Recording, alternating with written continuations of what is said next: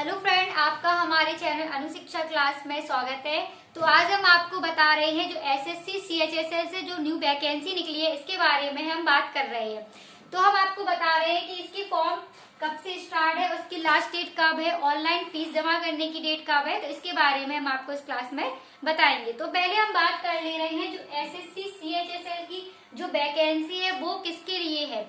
तो अगर आप यानी कि 10+2 यानी कि आप इंटर पास है तो ये वैकेंसी आपके लिए है। इंटर यानी कि आप हर एक सब्जेक्ट यानी किसी भी सब्जेक्ट से आप इंटर पास यानी कि नॉर्मल इंटर के लिए ये वैकेंसी है कि अगर आप क्या है पीसीएम से इंटर पास है या फिर आप आर्ट साइड से इंटर पास है तो आप इस फॉर्म को भर सकते हैं। तो अब हम बात कर रहे हैं कि यहाँ पे योग्यता क्या मांगी है और एप्लीकेशन फीस और एज क्या है इसके लिए और इसमें कुल वैकेंसी कितनी है और जो जॉब है वो किस तरीके की जॉब है और इसका यानी कि जो एग्जाम पैटर्न है वो कैसा होगा और किस तरीके से इसका पेपर आएगा और कितने क्वेश्चन कितने नंबर से पूछे जाएंगे तो आपको हम इस क्लास में बता रहे हैं। तो सबसे पहले हम इसमें बात कर ले रहे हैं इसकी वैकेंसी टोटल कितनी है। तो टोटल वैकेंसी हमारे इसमें निकली है 3712 इसकी क्या है कुल पद है यानी कि इस वैकेंसी में कुल कितने पद है 3712। अब हम बात कर रहे हैं इसके फॉर्म यानी कि ऑनलाइन फॉर्म डेट कब से स्टार्ट है।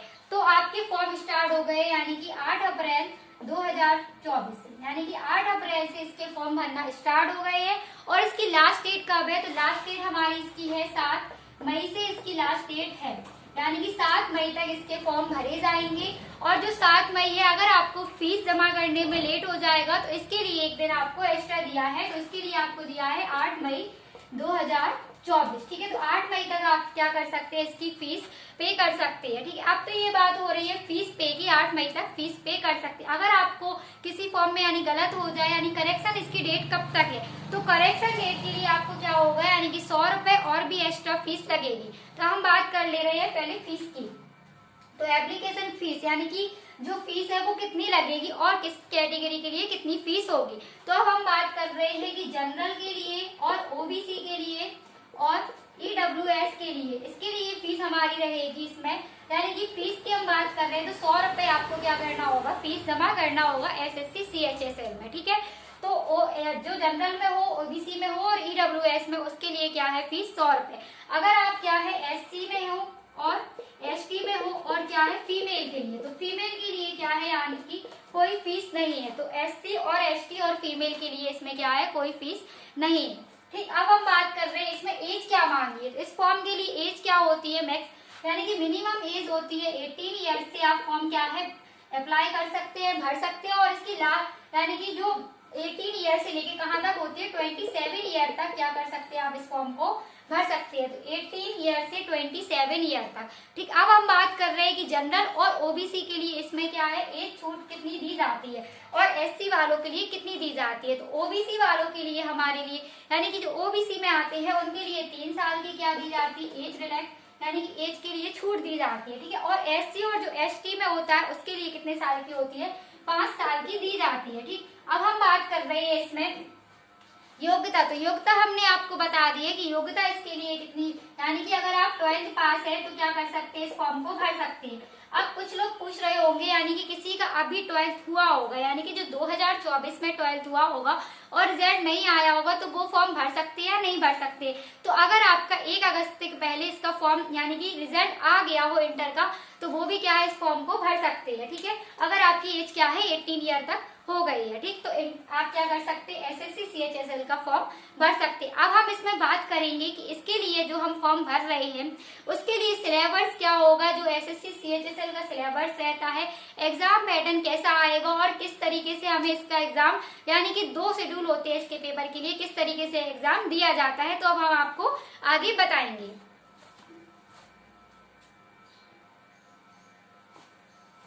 अब हम आपको बता रहे हैं कि इसके एग्जाम के लिए आपको क्या क्या करना होगा। तो एग्जाम के लिए पहले आपको क्या करना होता है शेड्यूल ऑफ टियर 1 और टियर 2 यानी कि 2 इसके एग्जाम होते हैं। तो आप कह सकते हैं प्री और मेंस।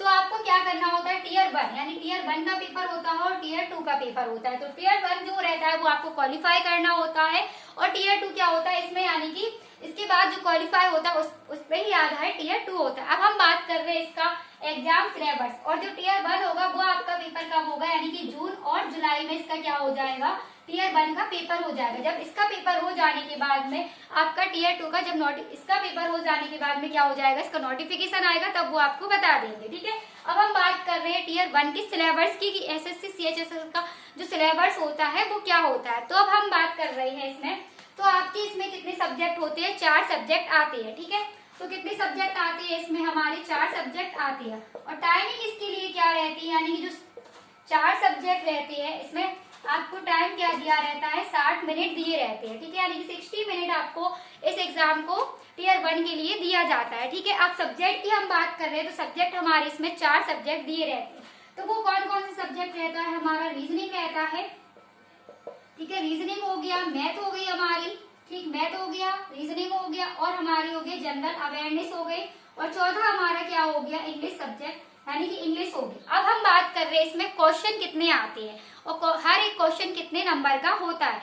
तो इसमें क्या होता है, रीजनिंग के क्या होते हैं, 25 क्वेश्चन आते हैं, और हर एक क्वेश्चन कितने नंबर का होता है, 2 नंबर का होता है। तो आपके कितने हो गए, 50 मार्क्स हो गए हैं रीजनिंग में। ठीक है, और मैथ के भी 25 क्वेश्चन आ गए हैं, और हर एक क्वेश्चन कितने नंबर का होता है, 2 नंबर का होता है, तो 50 मार्क्स। ठीक है, और जनरल अवेयरनेस के भी कितने क्वेश्चन हो गए हैं, 25 क्वेश्चन हो गए हैं, 50 मार्क्स। ठीक है, और इंग्लिश की हम बात करें तो इंग्लिश में भी कितने क्वेश्चन होते हैं, 25 क्वेश्चन आते हैं, 50 मार्क्स। ठीक है, अब हम टोटल मार्क्स की बात करें तो यहाँ पे हमारे कितने हो गए, टोटल मार्क्स हो गए हैं इसके 200, यानी कि 200 मार्क्स हो गए हैं, और कितने क्वेश्चन में, 100 क्वेश्चन में 200 मार्क्स हो गए। और टाइमिंग कितनी होती है इसके लिए, 60 मिनट टाइमिंग दी रहती है। ठीक है, तो अब हमने ये बात कर रही इस वाले जो क्वेश्चन यानी कि जो आपको पेपर बताया है कि टीयर 1 में जो पेपर आता है वो एग्जाम कैसा होता है, और एग्जाम होता है हमारा रिटन एग्जाम होता है। ठीक है, तो ऑनलाइन हमारा यानी कि रिटन एग्जाम होता है इसका। तो हमने आपको बता दिया कि रीजनिंग के 25 क्वेश्चन आते हैं, जो हर एक क्वेश्चन होता है 2 नंबर का, और मैथ के भी 25 क्वेश्चन आते हैं, हर एक क्वेश्चन 2 नंबर का होता है। जनरल अवेयरनेस की 25 क्वेश्चन आते हैं, हर एक क्वेश्चन 2 नंबर का होता है। इंग्लिश में भी 25 क्वेश्चन आते हैं, हर एक क्वेश्चन 2 नंबर का होता है। तो सारे क्वेश्चन हमारे कितने हो गए, 60 मिनट में हमें 100 क्वेश्चन करने होते हैं, और हमारे नंबर कितने आते हैं, 200 में से नंबर आने होते हैं। ठीक है, तो अब हमारी इतनी बात हो गई है। अब हम इसमें आगे बात कर रहे हैं कि जो वैकेंसी हमारी निकली है कि इसमें पोस्ट कौन कौन सी है इस वैकेंसी के लिए, तो वो हम आपको बता रहे हैं। और इसमें सैलरी हमारी इस वैकेंसी के लिए कितनी होती है, तो इसमें 3 तरीके की पोस्ट पे आधारित वैकेंसी निकली है, तो वो हम आपको ठीक है आगे बताएंगे।